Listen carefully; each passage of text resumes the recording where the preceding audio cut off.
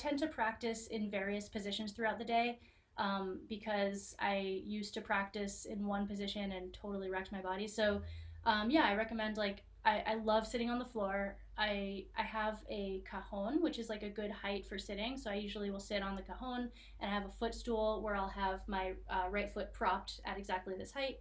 Um, Sitting on the floor like this, or sitting on the floor cross-legged. If I sit on the floor, I'll usually play like this, but when I'm doing the videos, I like to raise the guitar so y'all can see it better. Um, what else? Standing with a strap. You know, you can practice with a strap standing up. And I've really tried to practice lying down, but it's just not, it doesn't work very well.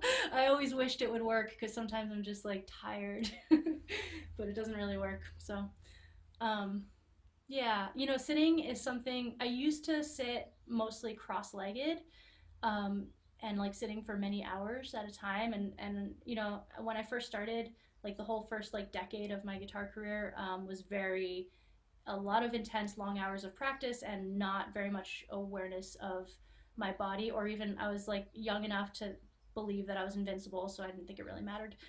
So I would just like sit cross-legged and sort of just like get really into the fretboard, and not really worry about posture. And because of the, you know, results of that, I've become a lot more interested in body position and everything. So I highly recommend, yeah, just switching it up and finding what works for you. Also, like if you sit on the edge of your seat, that's going to generally help you sit on the sit bones a little bit better, so that you can really have your spine supported. So if you're practicing on a couch or something, I've had a lot of students who, you know, would practice on their couch or futon or something and tend to sort of, you know, droop back, and that can lead to not only issues in the body, but it also leads to like lack of mobility. So you actually don't improve as much because your hand literally doesn't develop in the way that it could if you had it in a more free position.